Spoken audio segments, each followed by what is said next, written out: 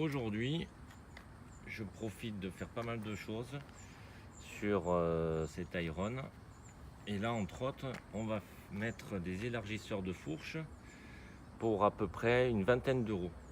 Donc la première étape consiste à mesurer l'écart entre ici et là. Et on a à peu près de mémoire 18 cm. Voilà. Donc là, on a donc mis un compteur des portées. Donc forcément, la dimension entre là et là sera une autre. Donc une fois que vous avez la dimension, on va passer à l'étape suivante. La première étape consiste tout simplement à s'acheter un tube PVC en 50 si ma mémoire est bonne. Normalement c'est exactement la dimension qu'il faudra pour ce type de fourche. Donc je pense que ça concerne à peu près tous les sportseurs, hein, puisque lui c'est un iron. Voilà, donc tube en 50, coupé à la dimension comme je vous l'ai indiqué. La petite astuce, je vais mettre un primaire d'accrochage quand même sur le tube PVC, comme ça au moins on est tranquille, on est sûr du résultat. Donc j'ai pris une bouteille de vin, donc j'en profite pour dire qu'il est déconseillé de boire pendant ces étapes.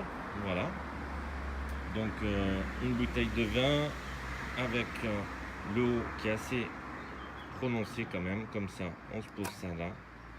On peut tourner la bouteille pendant le travail, il n'y a pas de problème. Et puis même s'il y a du vent, la bouteille est pleine d'eau, donc elle ne peut pas tomber. Ça y est, le primaire est posé. Donc en même temps je vous montre, voilà, c'est de la marque Motip, un primaire de plastique. Et puis on va mettre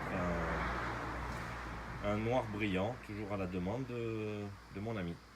Voilà, donc pareil, on fait le même procédé sur la bouteille, c'est le top. On a mis l'après.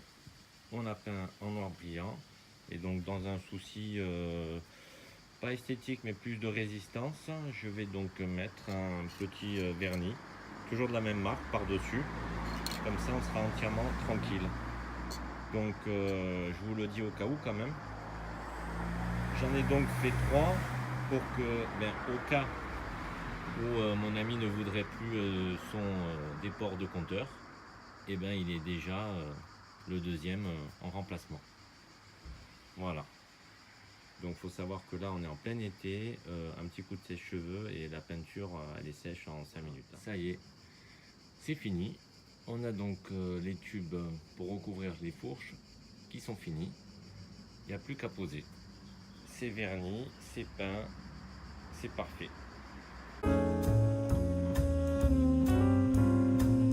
Donc l'étape suivante, puisque auparavant on a déjà préparé nos tubes de fourche, on va commencer à préparer maintenant la mise en place.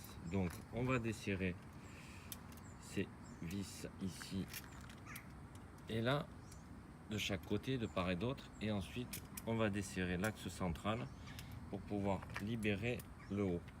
Donc là, juste un petit conseil au préalable, donc on a bien calé, comme vous pouvez le voir, la moto, qu'elle soit d'aplomb. La roue, elle, touche le sol. Comme ça, on n'aura pas de surprise au moment où on va desserrer l'axe central.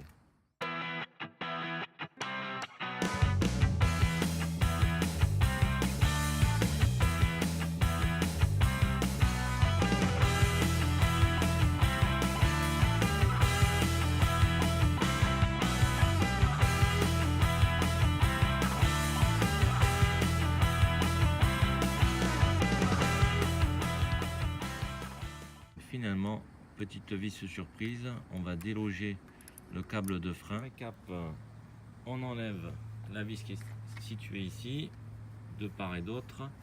La vis qui est ici, nous on a défait la petite vis qui servait de serrage pour le câble de frein. Comme ça on a tout délogé.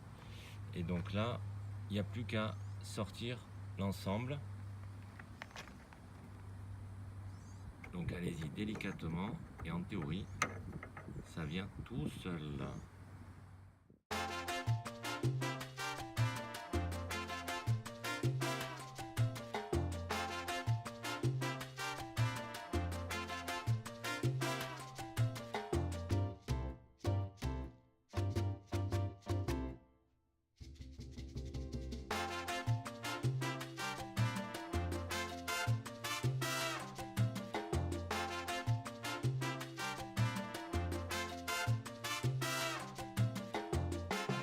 tout est bien positionné, on va faire le schéma inverse.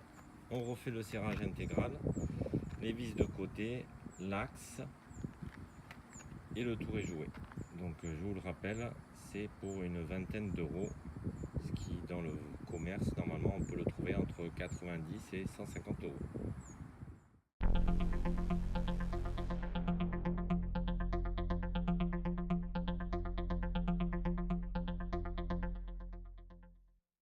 Donc tout est bien resserré intégralement. Donc les fourches c'est fait. Et tout ça pour une vingtaine d'euros. Et effectivement, le look n'est plus le même.